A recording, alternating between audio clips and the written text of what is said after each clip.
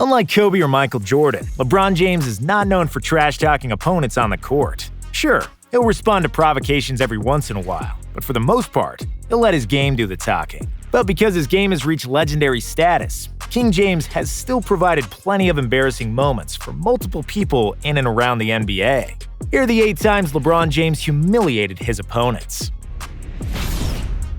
Number 8. Jumping over John Lucas. I really loved the black trim special edition Miami Heat jerseys from 2012. They were just simple, elegant, and mean-looking. I remember those black jerseys the most by the time LeBron played in one, on the night he jumped over another human being on his way to a dunk. This was not in an all-star game, and it was not over Kevin Hart. LeBron did it in an actual game, during an actual basketball play, over an NBA player, and he completed it to perfection. Okay, sure, John Lucas is not exactly Shaq in terms of size. He's a 5'11" point guard, but still. As Dwayne Wade lobbed the ball near the basket, LeBron was cutting towards the hoop from the baseline. I imagine he was so focused on getting the dunk that he didn't even see Lucas, and he just straight up jumped over him and jammed it home with his right hand. Just like the black jersey, the dunk was simple, elegant, and mean. It was one of the best slams I've ever seen, and a true display of what a freak of nature LeBron was in his prime. And when it comes to John Lucas III, from that moment on, the rest of his NBA career was overshadowed by that dunk, and he will always be remembered simply as that guy that got jumped over by LeBron, which is pretty humiliating if you ask me. Number 7. Spike the ball into the ground at the Olympics. Even though he has hit 5 playoff buzzer beaters and numerous other memorable shots and assists, LeBron also made plenty of highlights at the defensive end that often got forgotten. He's always been a great shot blocker and has mastered the art of the chase-down block as a help defender. One of the most disrespectful blocks of his career happened at the 2008 Olympics in Beijing, when LeBron played against Angola as a part of the USA Redeem team. As the Angolan center was trying to take a turnaround jumper, James was lurking from behind, and then he spiked the ball to the ground so hard that it bounced back up 20 feet in the air. He looked like an aggressive, oversized volleyball player, and the humiliation factor was extended with LeBron's death stare at the Angolan player. Number 6. Blocked the Warriors from winning a championship. I liked the Warriors in 2015 and 2016. I mean, how could you not? They came out of nowhere, they played team basketball, and they have done something that hasn't been done before, winning a championship by shooting jumpers, and with a 6'7" dude playing at center. They proved that jump shots are not like pretty girls, and became historically great in the process, breaking the record for most wins in a season. However, they got a little overzealous, and were feeling themselves a bit too much after they took a 3-1 lead against LeBron and the Cavs in the 2016 NBA Finals. Draymond smacked LeBron in the sack. Klay talked smack about LeBron in the press conference, and the King wasn't having it. First, he scored 41 in Game 5 to bring the series back to Cleveland. Then, he blocked Steph Curry in Game 6, along with another 41 points. In Game 7, he made one of the biggest effort plays in NBA history, sprinted the entire court in a split second, and completed a spectacular chase-down block on Andre Iguodala. The momentum had shifted in Cleveland's favor. Kyrie had hit the shot, and Kevin Love made the stop. And the Warriors became the first team to blow a 3-1 lead in the finals. Considering how they were huffing and puffing after Game 4, it was one of the most humiliating letdowns ever, all thanks to King James. Number 5. Destroyed the Magic after their GM called him out. After he made the decision to take his talents to South Beach, LeBron became the #1 villain in the NBA, and probably in all sports. Hate comments were piling onto one another, just like the burning Cavaliers jerseys. And the Orlando Magic GM Otis Smith wanted to join the bonfire. He publicly called out LeBron, saying he was not a competitor and that the great ones do it on their own and stay with one team. LeBron embraced the villain role and decided to show who is great and who isn't.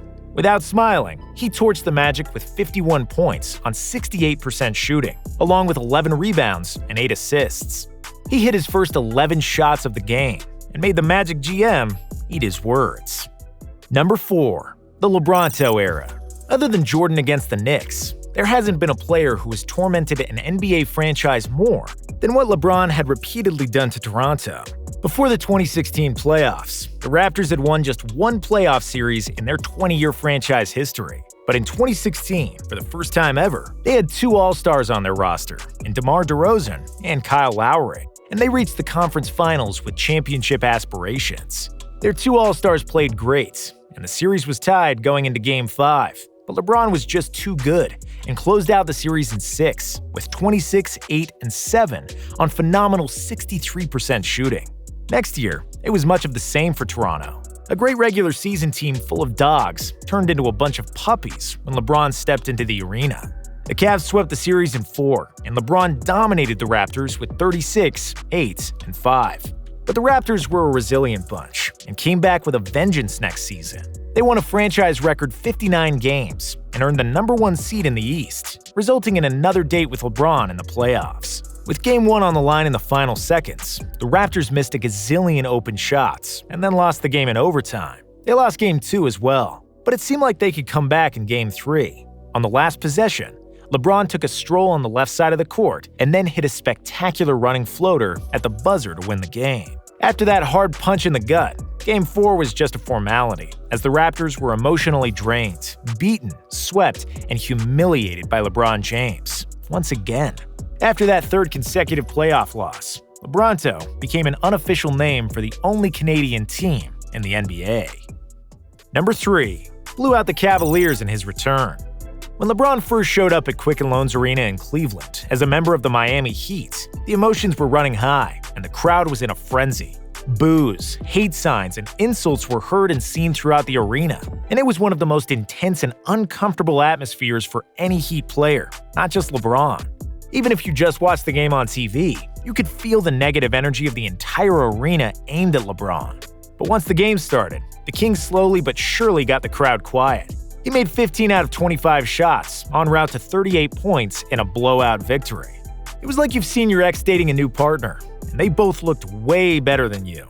It was a humiliating reminder that the Cavs lost the best player in the NBA, and that their team would be really bad for years. Number 2. Got his revenge on Jason Terry. LeBron James' career can be summed up in 2 parts. The first 8 years of incredible play and individual domination without the ring, culminating in a disappointing 2011 Finals where he got outplayed by not only Dirk, but also Jason Terry, and even JJ Barea in a few games. After the embarrassing loss where he passed up shots and didn't look like himself, LeBron went into a proverbial cave. He didn't speak to anybody and didn't post much on social media. He worked like crazy, finally developed his post-game, and re-emerged as a new player and a new man. The old king was dead. Long live the new king. Stronger, better, meaner. And a king who would go to 9 finals in a decade and win 4 NBA titles. In 2013, after he had won his first title and shut down the first batch of naysayers, he had his revenge on Jason Terry, who played for the Celtics at the time. After a Boston turnover, Terry was the only Celtic guarding the basket, waiting for the counterattack. The ball got lobbed in the air, and poor Terry made an effort to get it against the most athletic human on the planet at the time. Needless to say, it didn't go well, and we witnessed one of the nastiest dunks in NBA history. Terry got dunked on so hard, and he recently admitted that he still gets teased about it almost daily. The man won a title and scored almost 20,000 points in the NBA, but the first thing people remember is that humiliating dunk by LeBron James. Number 1. Tapping Gilbert Arenas on the shoulder. Young LeBron started his playoff career in 2006 against Gilbert Arenas and his Washington Wizards. Arenas was an All-NBA guard at the time and one of the deadliest scorers in the league. In the pivotal Game 6, with the game on the line in overtime, Arenas had 2 free throws with a 1-point Washington lead. He missed the first one, after which LeBron came over and tapped him on the shoulder. "If you miss this next one, you know who's going to win the game for us?" LeBron said, referring to Damon Jones, whom Arenas had been trash-talking the whole series. It was a cold-blooded provocation, and it worked like a charm. Gil, an 82% free throw shooter, missed the second one, and Cleveland got the chance to win the game. After the Wizards double-teamed LeBron, the ball found its way to the hands of Damon Jones, who hit the dagger 3, which would prove to be the game winner, just like the King predicted. LeBron's tap on the shoulder and missed free throws remain the most humiliating moment of Arenas' career. Thank you for watching. Please don't forget to like and subscribe, as we put out videos like these every day. Let us know what you thought about this video in the comments, and would you put any other moment of LeBron humiliating his opponents on the list?